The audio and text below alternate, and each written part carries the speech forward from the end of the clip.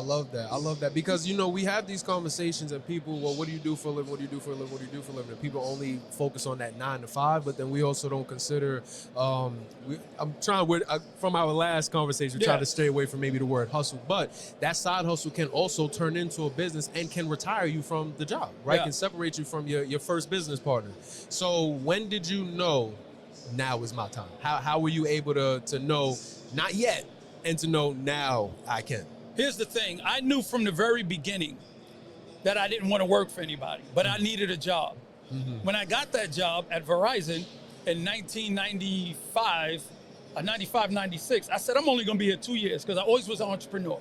I used to be an artist, traveled, and I didn't want to work. But there came a time in my life where, man, I need to get a job. You got responsibilities, you know?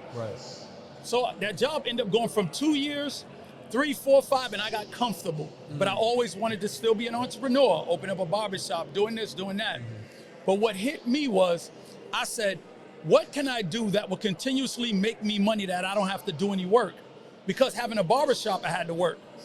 Opening up a business, I still had to do some work, and I already had a job. Collecting rent, not managing tenants was the one.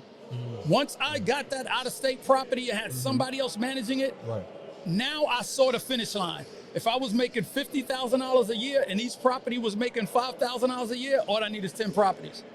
So if I'm buying one property every year, that means I bought one. Next year I buy another one, that means I have 2.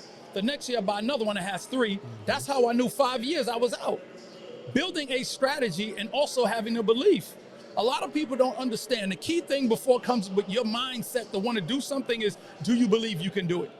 You can believe that you can be great, but now if you don't put the mindset to it, it doesn't work. But if you have the mindset that, yo, I'm gonna open up this business, but then your head is doing the mindset, your heart is working on belief. Your heart don't believe what your head is telling you. Now you have a conflicting message that turns into anxiety.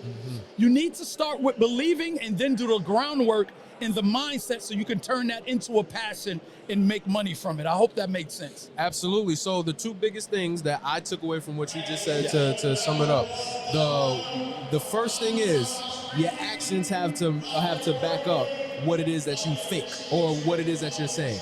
If this is what you're saying you're passionate about, or you think this is what you want to do, you got to put some legwork behind that. The other thing is, going back to the first thing you said, which is working as a group, learning that, okay, you know what?